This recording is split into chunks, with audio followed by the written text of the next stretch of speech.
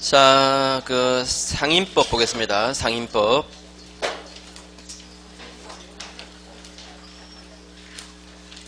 어, 583페이지. 지난번에 주임법 했잖아요. 아주 상임법. 지난번에 말씀드리기를 이걸 다 공부하고 오시라고 말씀드렸는데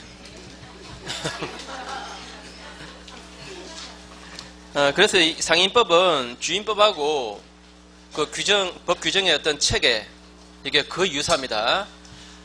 대항력 얘기하고 우선 면제권 얘기, 요거 주임법하고 거의 같아요.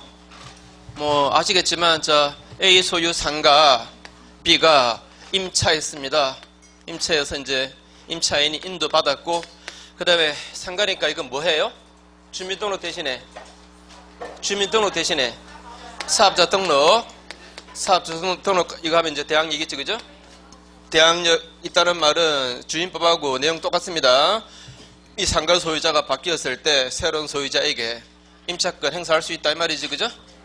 그러면 또 A 소유 상가 B가 임차해서 인도받고, 그 다음에 사업자 등록하고, 그 다음에 또 뭐 하죠? 이것도 계약서? 확정일자, 그죠?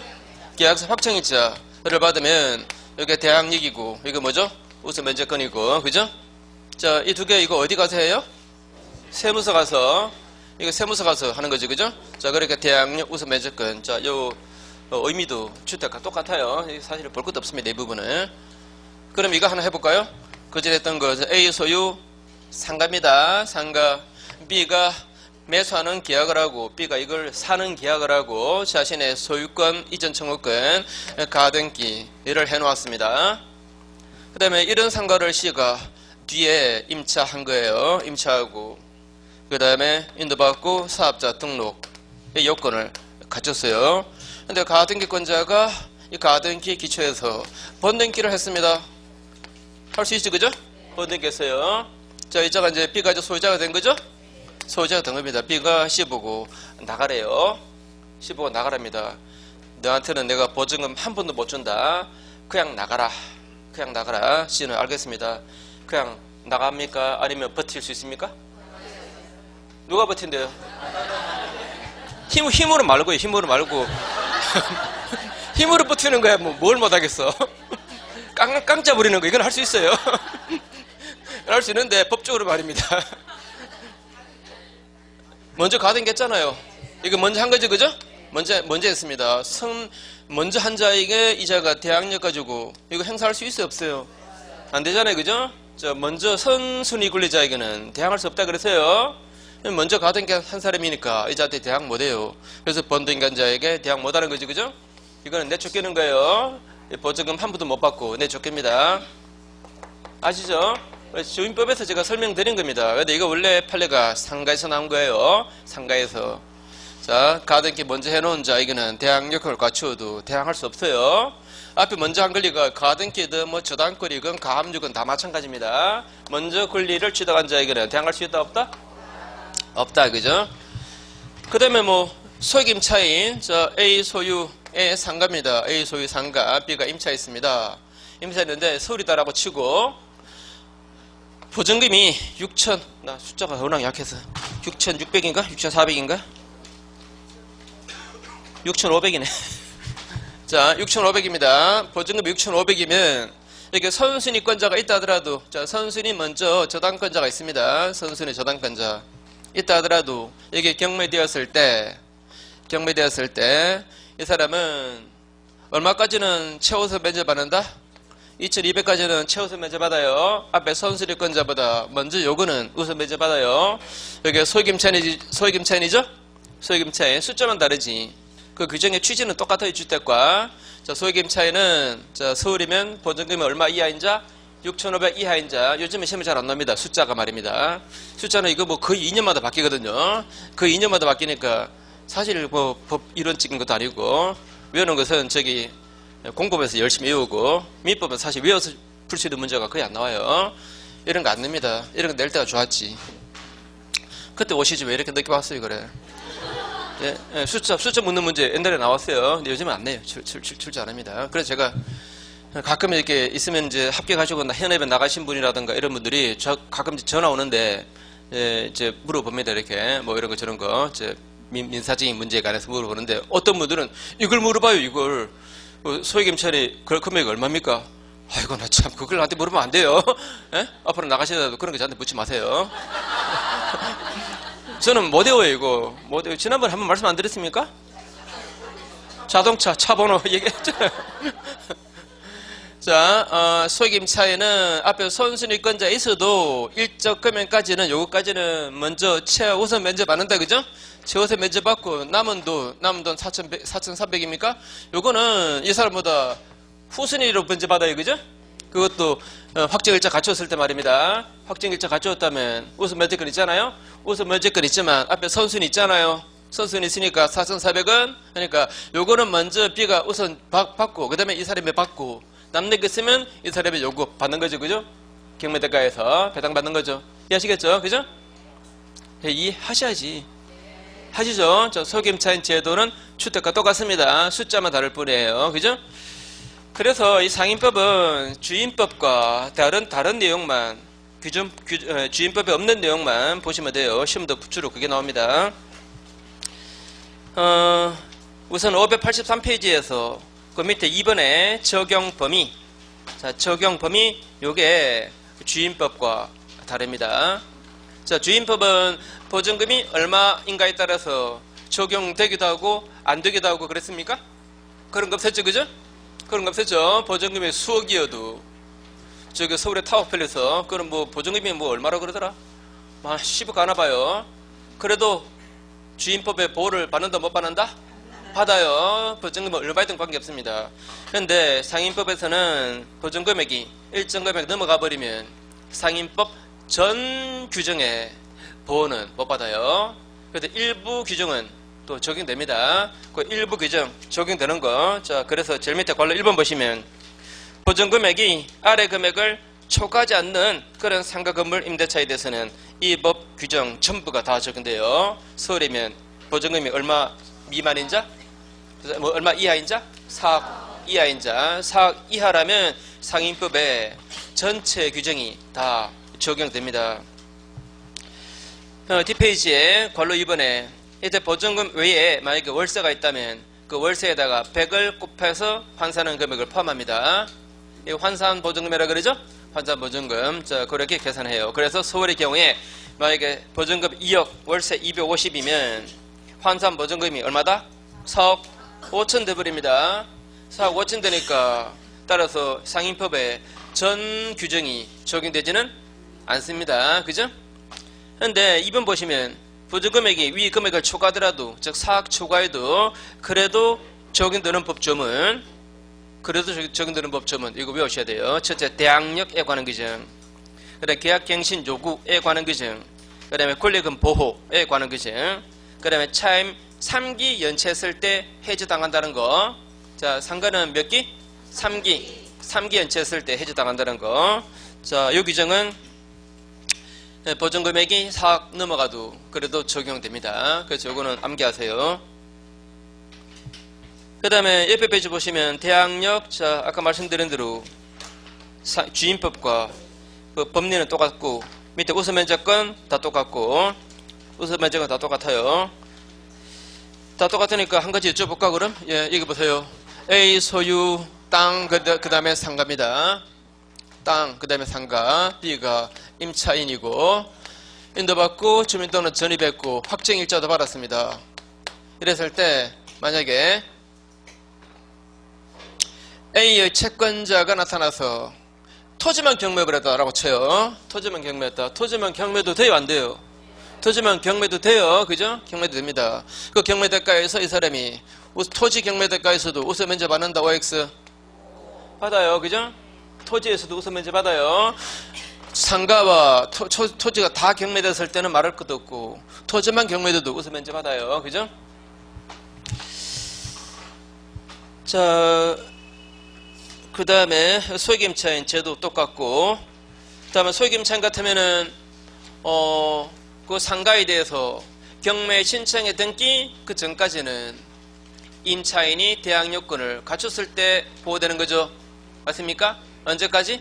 경매 신청의 등기, 다른 말로 경매 개시 결정의 등기 전까지는 그 상가를 인도받았고, 그 다음에 사업자 등록 한 사람만 보가 됩니다. 588페이지 제일 윗줄, 588 제일 윗줄. 건물에 대한 경매 신청의 등기 전에 건물 인도받았고 사업자 등록 요건 갖추셔야 됩니다.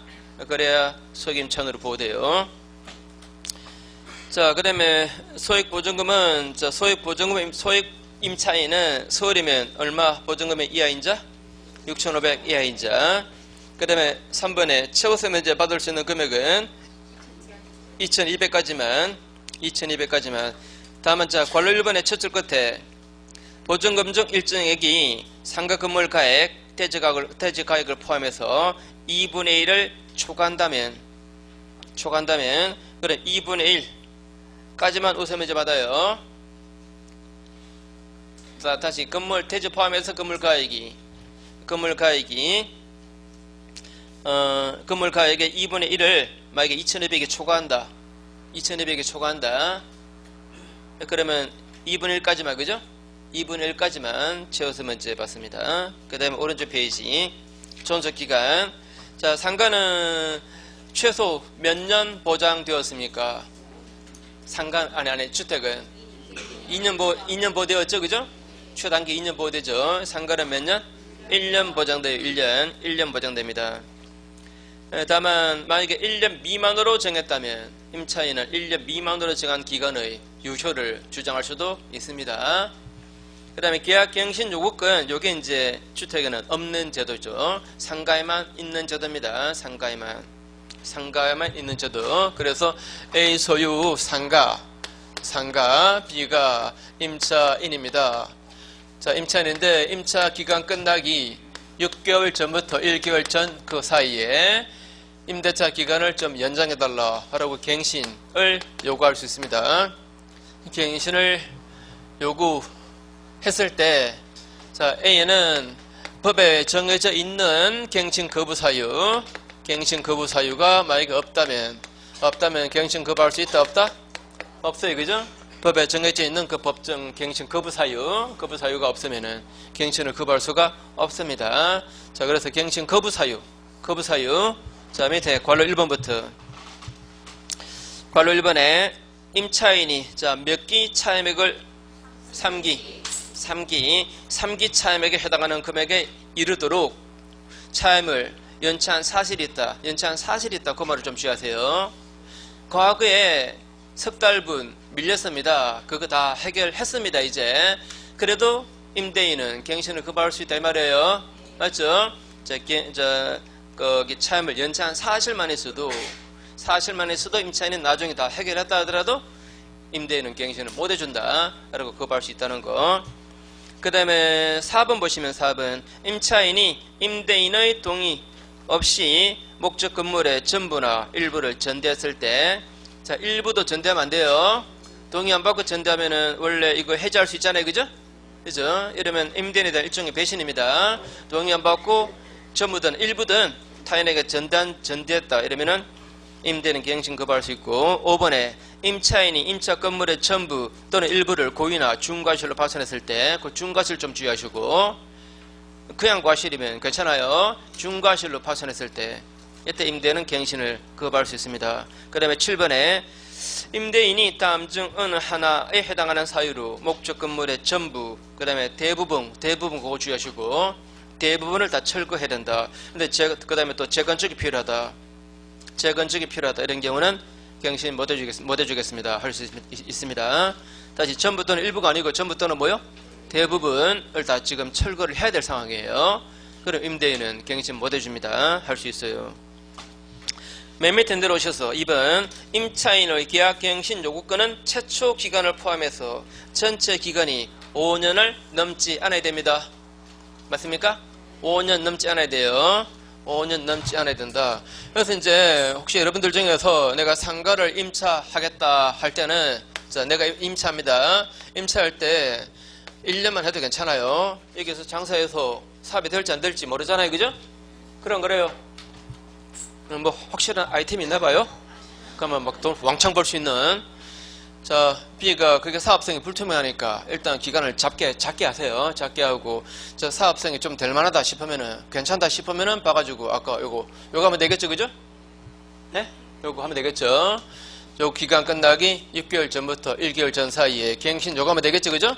갱신 요구해서, 뭐, 사업성 괜찮다 싶으면은 2년 갱신 요구하고, 요것도 끝날 때 돼가지고, 또 갱신 요구도 하면 될 거 아닙니까? 그런 식으로. 이제 2년 남았네. 그죠? 1년, 2년, 2년 이렇게 연장해 나가면 되겠죠. 그죠? 그죠? 이렇게 연장하면 됩니다. 물론 이제 경제 사정에 변동이 있을 때 상가 건물에 부과되는 세금이 굉장히 늘었다. 그 다음에 주변에 상가가 월세가 다 올랐다. 그러면 이쪽에서 차임을 증액해달라는 요구할 수 있겠죠. 그죠? 증액해달라는 요구할 수 있습니다. 할 수 있는데 내가 만약에 임차인은 무조건 거부하세요. 무조건 거부하세요. 이 사람이 올려달라 하는데 올려줘야 됩니까? 아니잖아요. 그죠? 이 사람은 자기 맘대로 올려달라 그래요. 그죠? 그러면 나는 거부해버리고 그냥 소송하세요. 이렇게 해버려요. 소송하세요. 그러면 소송하겠습니까? 그 몇 프로 올리려고? 소송 안 해요. 못해요.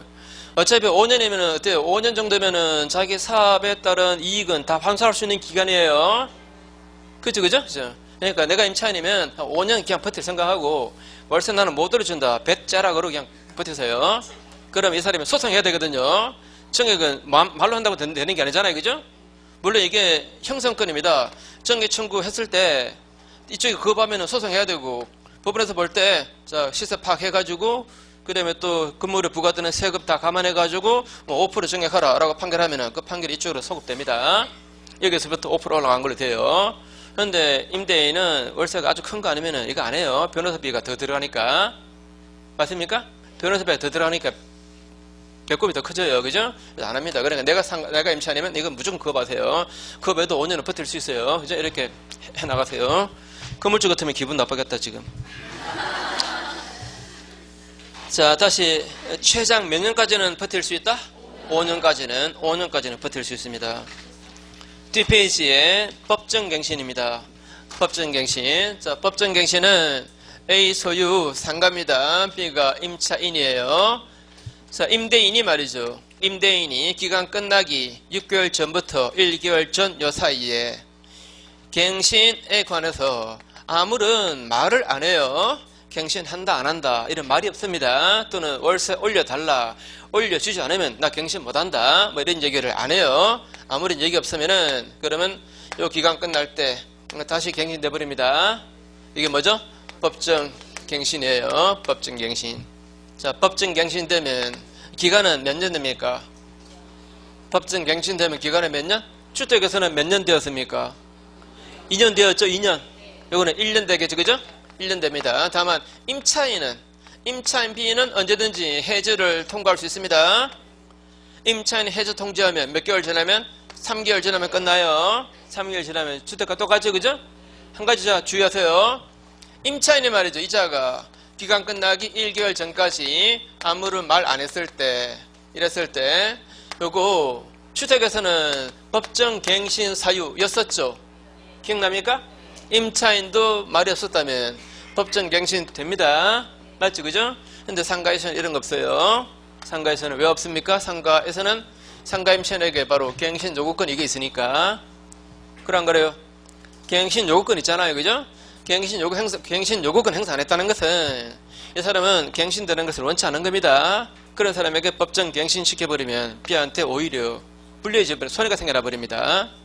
한 번 더 상가 임차인에게는 갱신 요구권이 따로 있으니까 임차인이 아무런 말 안 했을 때 그때 법정 갱신되지는 않는다는 거 요거 주의하세요.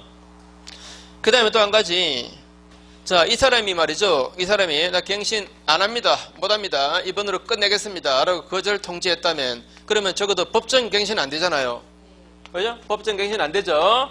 안 되는데 그런데 이 사람은 갱신 요구는 할 수 있는 거죠. 그런 거래요. 한 번 더 자, 임대인이 자, 더 이상 갱신 못 합니다. 라고 통지해버리면 법정 갱신은 안 되잖아요. 법정 갱신 안 되지만 임차인이 갱신 요구권을 행사할 수 있어요, 없어요? 이건 할 수 있어요. 그러면 갱신 되는 거예요. 이해되죠? 한 번 더 자, 임대인이 갱신 거부하면은 법정 갱신은 안 됩니다. 그러나 이 사람은 갱신 요구는 이거는 못 막아요. 갱신 요구해버리면 그냥 갱신 되는 겁니다. 맞죠? 또 한 가지, 이 갱신 요구에 따라서 갱신되어 나가는 것은 최장 몇 년까지만 가능합니까? 5년까지만 가능해요. 그죠? 그런데 보세요. 자, 이 사람이 갱신 여부에 관해서 아무런 말이 없어가지고 법정 갱신되었습니다. 또 법정 갱신된 기간 그거 끝나기 전에 또 아무런 말 안 했어요. 그럼 법정 갱신이 또 될 거 아닙니까? 그럼 그래요. 그 갱신된 거 기간 끝나기 또 6개월 전부터 1개월 전까지 그 사이에 임대인이 또 아무 말 안 했다면 또 갱신될 거 아닙니까? 법정 갱신이 계속 반복돼 갔습니다. 그러다 보니까 5년 넘어갔어요. 그래도 괜찮다. 괜찮아요. 괜찮습니다. 다시 갱신 요구해서 갱신되는 것은 5년이 한계입니다. 근데 법정 갱신 되어 나가다가 5년 넘어가 버리는 거 이건 상관없어요. 이해됩니까? 그렇죠? 그 부분을 좀 주의하세요. 자, 교재 보시면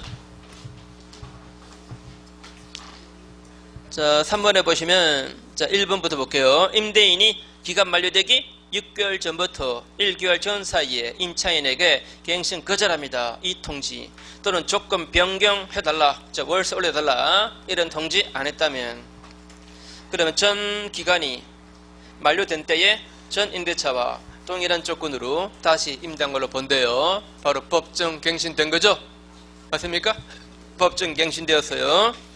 이번에 이렇게 묵시 갱신, 법정 갱신되면 기간은 몇 년? 1년 됩니다. 다만 임차인은 언제든지 해지를 통과할 수 있어요. 해지 통과면 몇 개월 지나면? 3개월 지나면 해지돼요.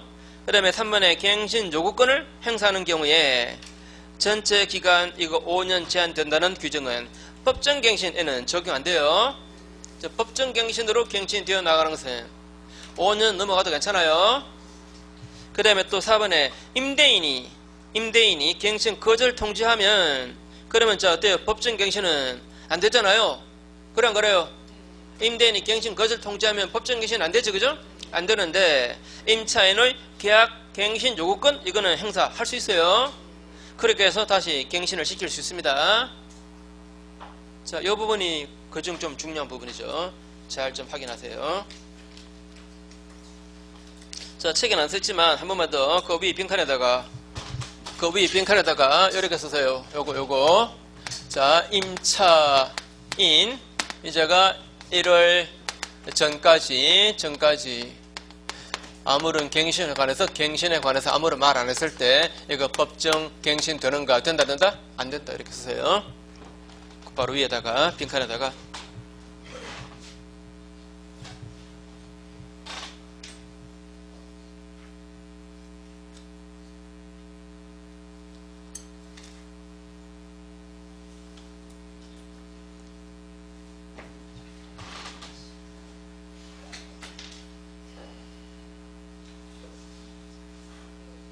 네, 1월 전까지 아무런 말 안 했을 때 이때 법정 갱신 사유가 아니에요. 그게. 자, 임차인이 의식적으로 갱신을 시키고 싶으면 갱신 요구해야 돼요. 자, 그 다음에 차임. 자, 차임 아까 말씀드렸죠. 몇 기 못 내면? 3기. 연체 누주객이 3기에 달하면 임대인이 해지할 수 있는 거죠. 그죠? 주택은 몇 기 못 내면? 2기입니다. 그거는 2기입니다. 상가는 3기입니다. 그 다음 옆에 페이지 차임 증감 청구에서 세 번째 줄 증액 청구할 때는 9% 초과 못해요. 9% 초과 못합니다. 그러니까 이것도 공부가 어설프게 되어 있는 분들은 내가 상가 임차인일 때 건물주가 요구하면 9%는 올려줘야 되는 걸로 알고 있습니다. 사람들이. 그런데 그거는 최장입니다. 최장 9%예요. 맞죠? 그죠? 그러니까 건물주가 임차인을 상대로 증액해달라 라고 소송해서 거기서 9% 이상은 절대로 판결 못 받아요. 최장 받을 수 있는 퍼센티지가 몇 프로다? 9%입니다. 9%니까 사실 9% 받기도 힘들어요. 그거는 엄청난 호황일 때, 그죠? 건물에 부과되는 세금이 엄청 늘었을 때, 이해하시겠죠, 그죠? 주변에 월세가 막 대폭 올랐을 때, 그때 이제 9% 증액 가능한 거예요. 그러니까 9% 판결 받기는 이거는 거의 힘든 거예요, 그죠? 그래서 제가 아까 말씀드린 대로 건물주가 말하더라도 그냥 버티라고. 예? 버텨가지고 소송 당해봐야 9%인데 뭐 어차피. 그래 안 그래요? 그죠?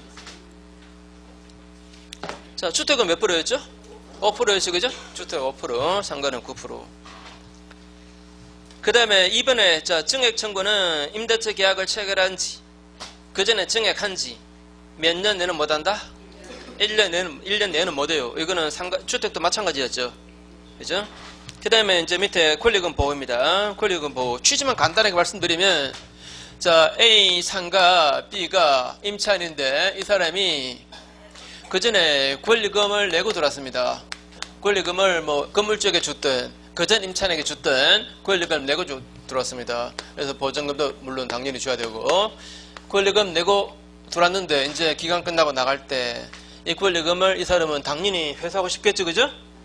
그죠? 권리금 회수, 이걸 이자가 방해 못하게 법 규정이 만들어진 거예요. 보통 이 사람이 권리금을 어떻게 회수합니까? 뒤에 들어온 임차인으로부터 권리금을 회수해서 나가죠, 그죠? 그래 안 그래요? 그죠? 그러면 이제 이 사람이 중개사무소에다가 임차할 사람을 좀 찾아달라 라고 중개사에다가 얘기하겠죠, 그죠? 그럼 이제 중개사가 요거 임차할 사람을 소개하겠죠, 그죠? 그죠? 그래서 이 사람이 이제 신규로 임차인 될 사람입니다. 신규로 임차인 될 사람. 자, 이 사람이 중개사를 통해서 찾아온 거예요. 자기 권리금 회수하려고. 그럼 두 사람 사이에 권리금에 관해서 약정이 있겠어요, 없겠어요? 약정이 있겠죠, 그죠? 자기 권리금 예컨대 5천 주고 들어왔다면 뒷사람에게서 5천을 받든지 뭐 6천을 받든지 간에 좌우지간 권리금 이 사람에게서 받기로 약정이 있었겠죠, 그죠? 그런데 이렇게 이 사람이 중개사를 통해서 이 사람을 찾아왔는데, 근데 A가 말이죠, C보고 권리금을 나한테 달라 이렇게 요구해버리면 그러면 권리금 줄 수 없잖아요. 이런 게 바로 권리금, 이 사람의 권리금 회수를 이자가 방해하는 겁니다. 그런 거래요. 또는 기껏 구해왔더니 A가 나는 C하고는 임대차 계약을 못하겠다, 이 사람한테 임대 못하겠다 이러면 또 어때요? 그럼 이 사람 또 권리금 회수가 힘들어지는 거 아닙니까? 이런 식으로 권리금 회수를 이자가 방해해서는 된다, 안 된다? 안 된다 이 말입니다. 이자가 권리금 회수하는 것을 건물주가 방해하지 마라. 만약에 방해하면 그러면 이쪽에서 손해배상을 청구할 수 있습니다. 방해하면 손해 청구할 수 있어요. 근데 그 손해 청구에 대해서 볼게요. 요것만 자, 오른쪽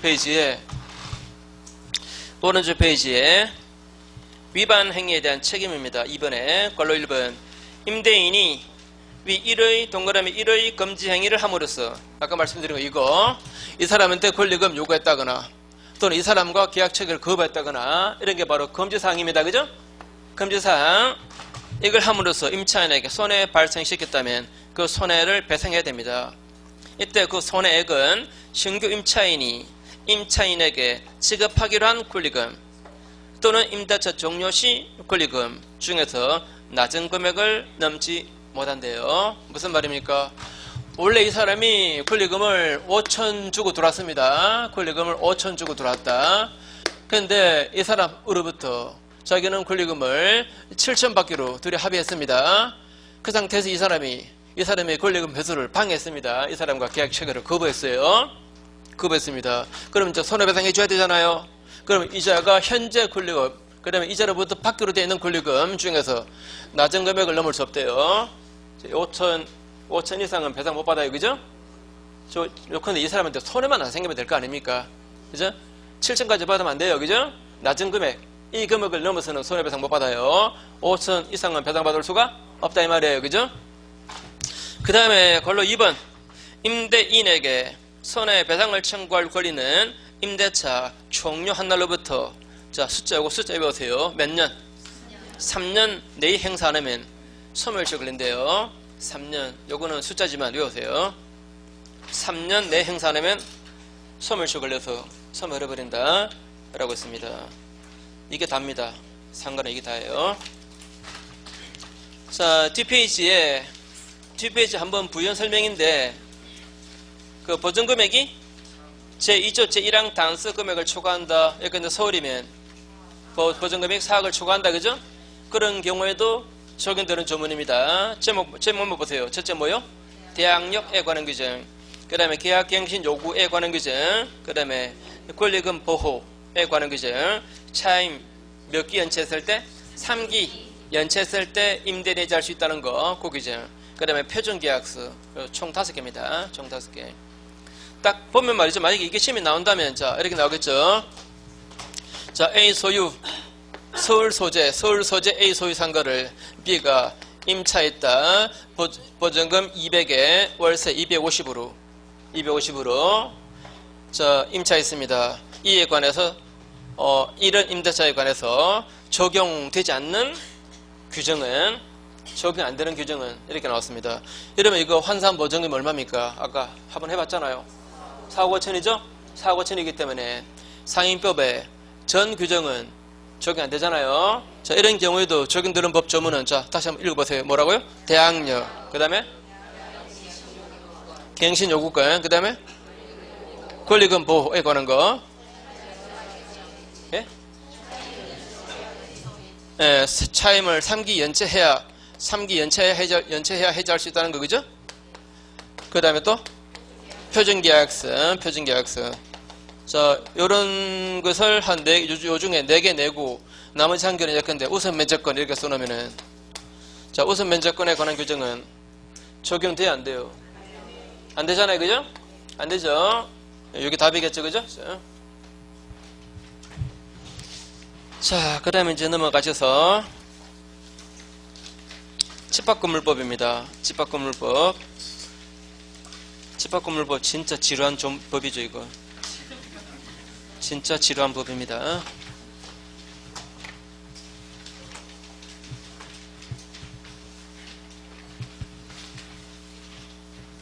자, 집합건물은 예컨대 뭐 어떤 게 있다 그랬죠?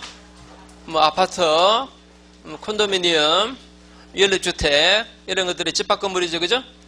여기서 이제 이 구분 소유의 개념. 자, 어떤 건물이 있습니다. 자, 1층, 2층, 3층, 4층. 이게 전체가 원래 A 소유 건물입니다. 그래서 4층만 B한테 팔겠다. 4층 요것만 B한테 팔겠다. 그러면은 우선 구분 건물로 만들어서 팔아야 돼요. 자, 그래서 요 부분에 요 사람만의 소유권, 건물의 일부잖아요, 원래. 건물의 일부에 대해서 요 사람의 소유권이 성립하려면, 그러면 그게 구분 소유인데, 구분 소유가 되려면 뭐가 필요합니까? 2가지가 필요합니다. 구조적으로 그리고 이용상으로 독립성 있어야 돼요. 구조적으로 그리고 또 이용상으로 독립성이 필요하다. 구조적 이 말은 별거 아닙니다. 이렇게 다른 부분과 나누어져 있다, 그죠?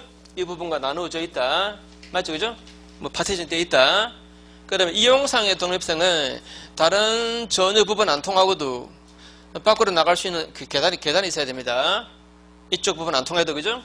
밖에서 바로 이쪽으로 들어가는 길이 있어야 돼요. 그러면 이용상의 독립성입니다. 자, 구조상의 독립성, 그 다음에 이용상의 독립성이 있고, 그 다음에 또 구분행위가 있어야 돼요. 구분행위는 말이죠. 과거에는 말입니다. 과거에는 구분행위는 보통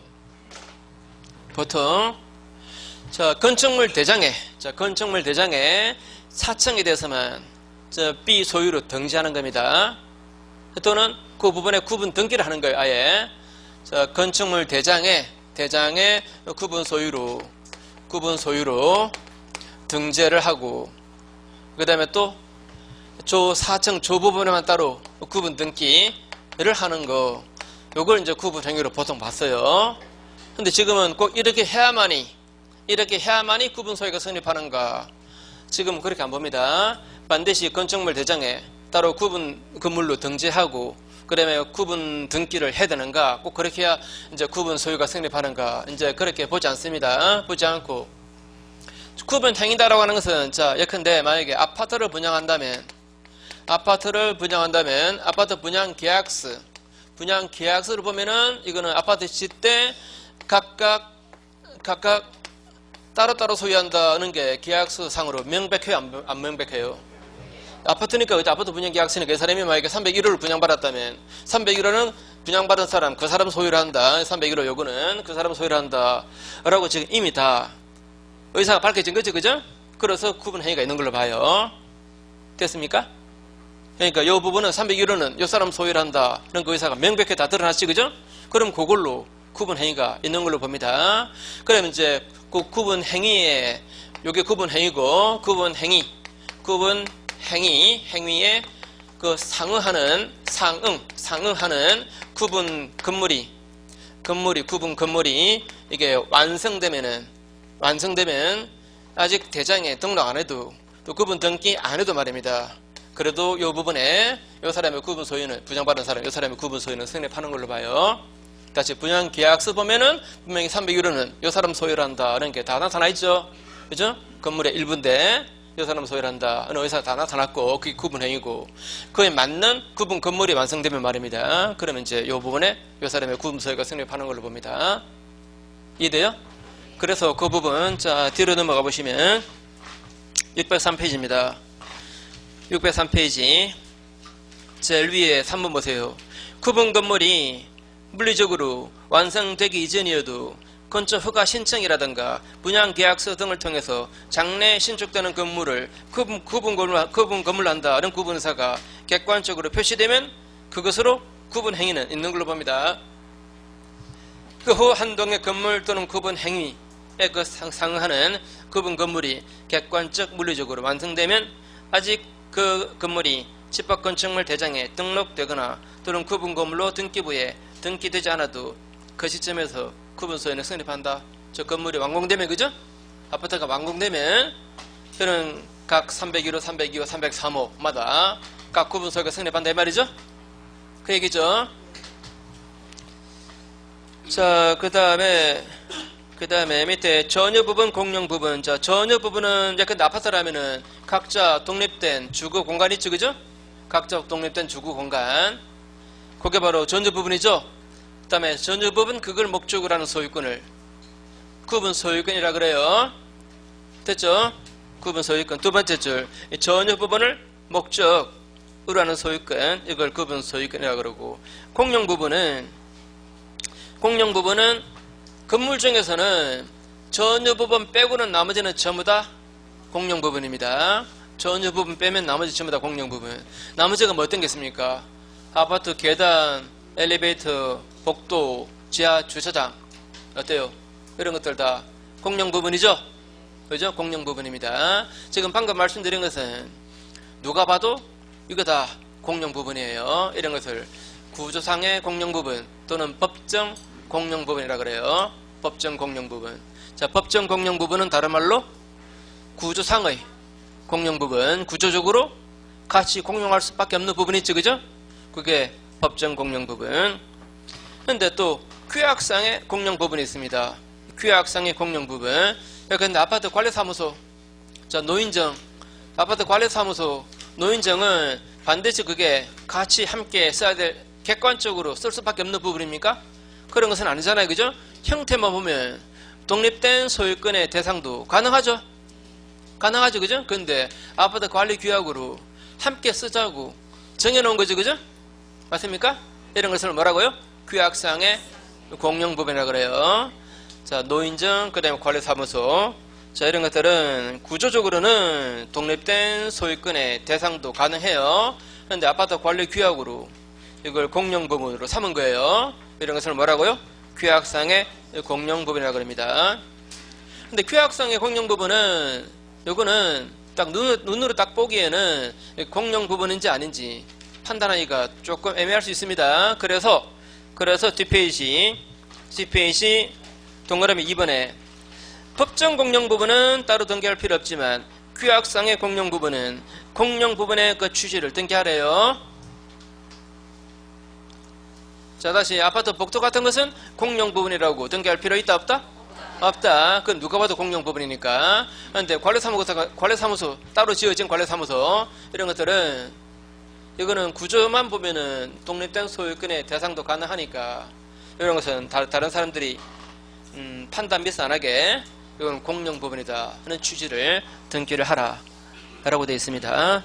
그 다음에 오른쪽 페이지 지분 처분 제한. 자, 아파트가 있어요. 어떤 사람이 301호 소유자입니다. 301호 소유자 A가.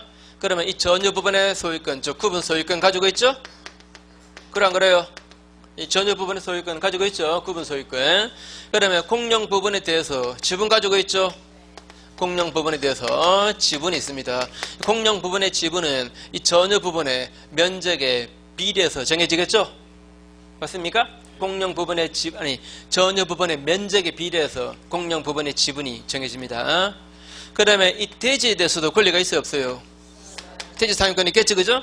대지 사용권이 있습니다. 자, 상식으로 판단하세요. 상식으로 A가 만약 아파트를 팔았다 이러면은 전유 부분만 팔았다 그 말입니까?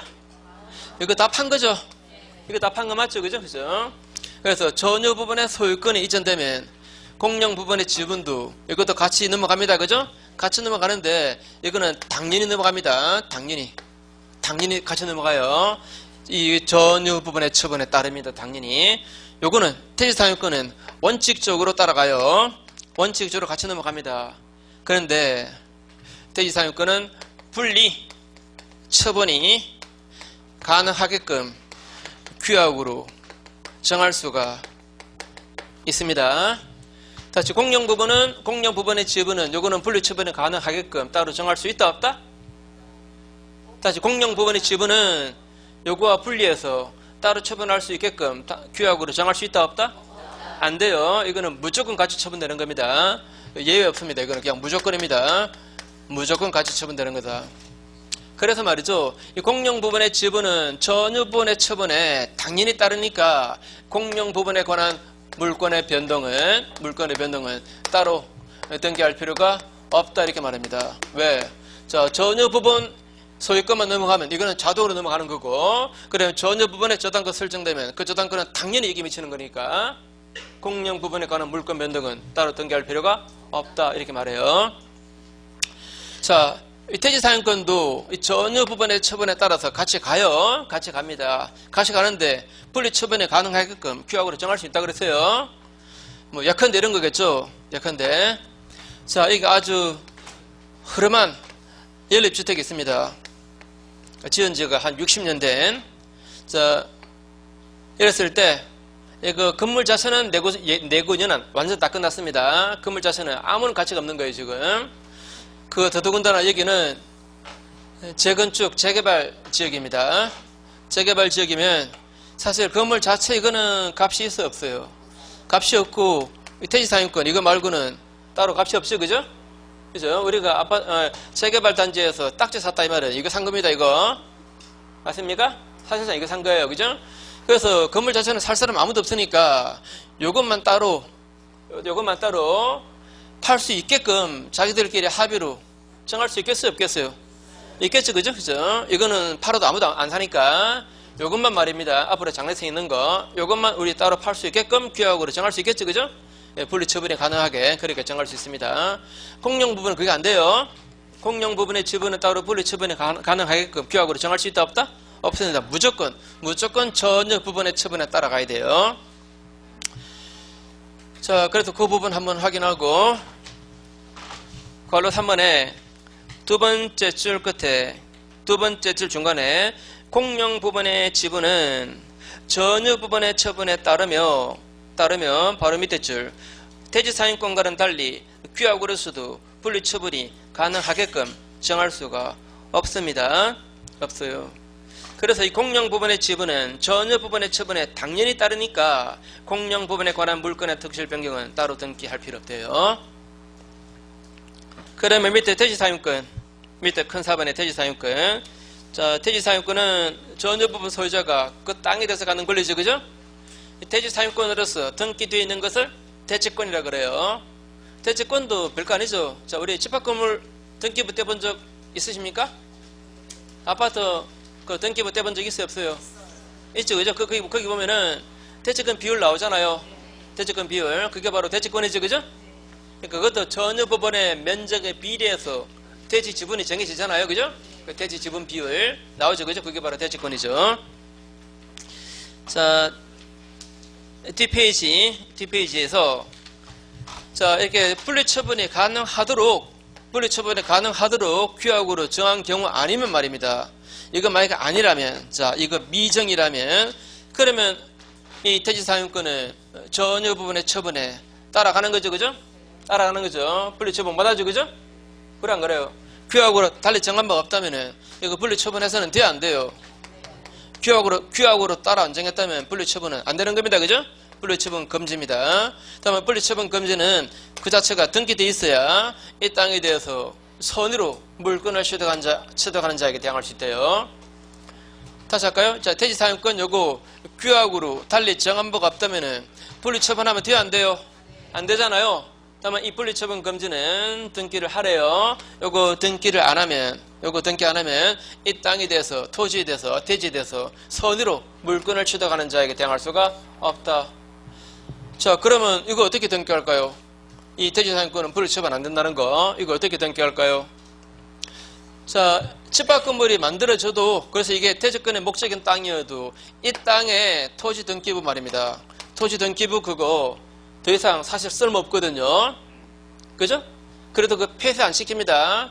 폐쇄 등기부로 안 넘어가요. 안 넘어가고 이 토지 등기부 맨 앞장 표지부에 이렇게 등기합니다. 바로 대지권의 목적이다 라고 써놔요. 예? 이 토지 등기부 표지부에다가 뭐라고 쓴다고요? 대지권의 목적이라고 써놔요. 그러면 그거는 분리처분이 안 되는 땅이다 이 말이지. 그죠? 그래 안 그래요? 아니, 자, 다시 집합 건물이 지어지고 이 땅이 그 대지 사용권의 목적이잖아요. 그죠? 그럼 사실 토지 등기부에는 따로 등기할 일이 별로 없거든요. 그래도 그 등기부를 폐쇄한다, 폐쇄 안 한다? 폐쇄 안 해요. 안 하고 이 토지 등기부 표지부에다가 거기다가 대지권의 목적인 취지를 써놓아요. 써놓으면 이 땅은 따로 분리처분 안 된다는 얘기잖아요. 그죠? 그렇게 안 해놓으면 말입니다. 그 토지 등기부 표지부에다가 대지권의 목적인 취지를 등기 안 해놓으면은 제3자 시은행에서 이걸 담보로 잡고 저당 잡고 대출해 줬을 때 이 사람에게 이게 대지권의 목적인 땅이다, 따로 분리처분이 안 된다, 이런 얘기를 할 수 있다 없다?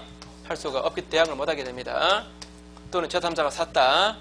얼핏 보면은 여러분들 이 집합 건물이 있는데 그런데 대지라면 그건 분명히 누가 봐도 이거는 대지권의 목적인데 누가 이걸 대지권의 목적인 줄 모르고 이 땅에 대해서 뭐 매수하는 자, 저당과 설정받는 자가 어떻게 나타날 수 있는가, 이런 의구심이 들죠.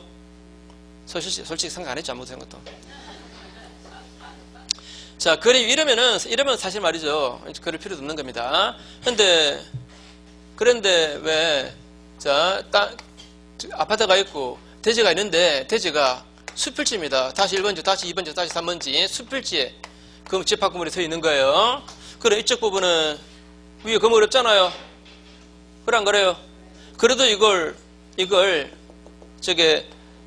뭡니까? 집합 건물의 대지권의 목적, 그 대지를 만들 수 있습니다. 집합 건물에 서 있는 이 대지를 이걸 법정 대지라 그러고, 법정 대지. 그래, 여기는 규약으로 대지로 삼은 겁니다. 이런 것을 규약 대지라 그래요.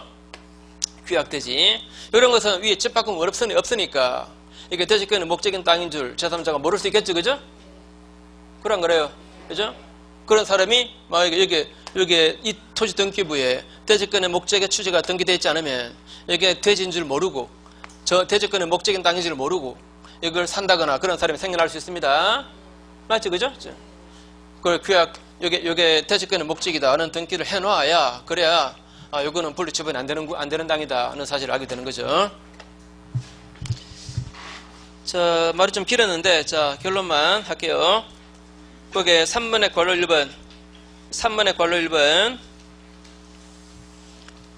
첫 줄부터, 자, 대지 사용권은 분리처분이 가능하게끔 규약으로 정한 특별한 경우 아니면 전혀 법원의 처분에 따르고 전혀 법원과 분리해서 대지 사용권만 처분할 수는 없다. 아시죠? 다만 이런 분리처분은 분리처분 금지는 그 취지를 등기를 하지 않으면 선의로 그 대지에 물건을 취득하는 제3자에게 대항할 수가 없다라고 되어 있습니다. 그래서 이런 경우에 그 토지 등기부에 그 표지부에다가 대지권의 목적인 취지를 등기해놓습니다. 그 다음에 밑에 괄호 2번. 자, 괄호 2번 이제 분리처분이 가능하게끔 규약으로 정하지 않았다면 이 대지사용권은 전혀 법원 처분에 당연히 따라가죠. 그죠? 따라갑니다. 이제 그걸 얘기하는 겁니다. 자, 아파트 301호 A가 분양받았습니다. 갑 회사가 분양했어요. 그래서 A에게 구분 소유권은 전유 부분 등기는 A에게 해줬습니다. 구분 소유권은 요거는 등기가 되었어요. 그런데 이 태지 사용권은 요거는 아직 등기가 되지 않았습니다. 안 된 상태다. 왜? 갑 회사 자신이 이 땅에 대해서 소유권 등기를 이걸 확보를 못해서 자, 이 분양 회사 명의로 소유권 등기가 되어야 분양받은 자들에게 대지 지분 등기를 해줄 거 아닙니까? 그죠? 그런데 분양 회사 스스로가 이 땅에 대해서 소유권 등기를 아직 확보 못했다면 분양받은 자이자가 전유 부분은 등기해도 자신의 대지 사용권은 등기를 못할 수 있겠죠, 그죠? 그럼 그래요. 자, 갑회사가 이 땅에 대해서 소유권 등기가 맞춰져야 그래야 분양받은 사람들에게 대지 지분 등기를 해줄 거 아닙니까? 대지 지분 비율 얼마 이렇게 해줄 거 아닙니까? 근데 갑회사가 스스로 자기 자체가 이미 소유권 등기가 아직 안 돼 있다면 대지 지분 등기를 못 해주잖아요. 그죠? 그래서 대지 사용권 있지만 대지권 등기는 안 돼 있는 거예요. 이런 경우에 만약에 A가 전유 부분을 팔았습니다. 전유 부분을 B한테 팔았어요. 이거는 등기되지 않았기 때문에 그 이전 등기는 뭐 해줄 수가 없었습니다. 이거는 해줄 수 없었다. 나중에 이제 갑회사가 이 땅에 대해서 소유권 등기 했습니다. 이제 소유권 등기 했는데 그럼 대지 지분 등기를 해줘야 될 텐데 당초 분양받은 자가 A니까 A에게로 대지 지분 등기를 해준 거예요. 자, 대체권 등기를 해준 겁니다. 그랬더니 이 A가 자기는 이미 아파트 팔았거든요. 팔았는데 자기 앞으로 대지권 등기가 나오니까 이게 웬 떡이냐 싶어서 대지권을 제3자 C한테 팔아먹었습니다. 이거 효력 있다 없다? 없어요. 자, 이 사람이 등기 안 해도 이 땅에 대해서 대지 사용권은 있는 겁니다. 분양받은 자니까. 이 전유 부분을 팔면 이것도 이미 이쪽에 넘어간 거예요. 이쪽에 이미 넘어갔습니다. 이렇게 달리 이렇게 또 분리처분 된다? 안 되는 겁니다. 이거는 무효입니다. 무효. 그죠? 설사 이자가 분양 대금을 다 못 냈다 하더라도 그래도 이 등기함으로써 이거는 자동으로 그냥 생겨나는 겁니다. 자동으로 그냥 생겨나요. 그때도 이거는 이쪽으로 넘어가는 거고 이게 경매인 경우도 마찬가지고 그래서 이 B는 이 갑 회사에게 자, 소유권 등기가 확보되면 대지권 등기는 바로 나한테로 해달라 도 가능합니다. 나 이거로 바로 해달라 이렇게도 가능해요. 그죠?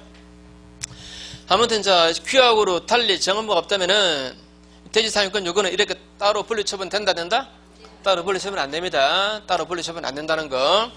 자, 요 말을 기억하세요. 설사 말이죠. 이 대지 사용권만의 또는 대지권만의 분리처분이 판결로서 이루어졌다 하더라도 자, 대지권만의 처분이 판결에 의해서 이루어졌다 하더라도 그래도 그거는 효력이 없다는 거 기억하세요. 자, 그래서 606페이지 밑에서 세 번째 줄 볼게요. 606페이지입니다. 밑에서 세 번째 줄 중간에 수분양자가 당초 분양받은 자가 대지권 등기하기 전에 그 대지 사용권만 분리해서 처분할 수 없으면 물론이고 사후에 대지 지분 등기되었을 때 이것을 전유 부분 매수한 자가 아닌 다른 제3자에게 분리 처분하면 효력이 있다 없다? 무효다. 그러면 제일 윗줄에 동그라미 2번 전유 부분에 저당권 설정되면 이거는 대지권에도 미치는 거죠? 맞죠? 대지권에도 미칩니다. 그래서 그거의 밑에서 두 번째 줄 중간에 그 저당권 실행으로 경매 절차에서 전유 부분 경락받은 사람은 대지 지분도 함께 취득해버립니다. 이런 것은 무당이득이 아니다. 이 경우 당초 수분양자가 분양대금을 완납하지 못했다 하더라도 그래도 경락인은 전유 부분 경락받음에 따라서 대지 사용권도 함께 취득해버립니다. 맞죠? 함께 취득해버려요. 그래서 동그라미 3번에 요걸 주의하세요. 전유 부분과 분리해서 대지 사용권만 처분하면 그것이 설사 법원의 강제 경매 절차에 의한 것이었다 하더라도 무효. 또 공유물 분할 경매 절차에 의한 것이어도 무효. 자, 판결로 또는 경매로 분리 처분되었다 하더라도 이거는 효력이 없답니다. 자, 그 다음에 잠깐만 쉬시고요.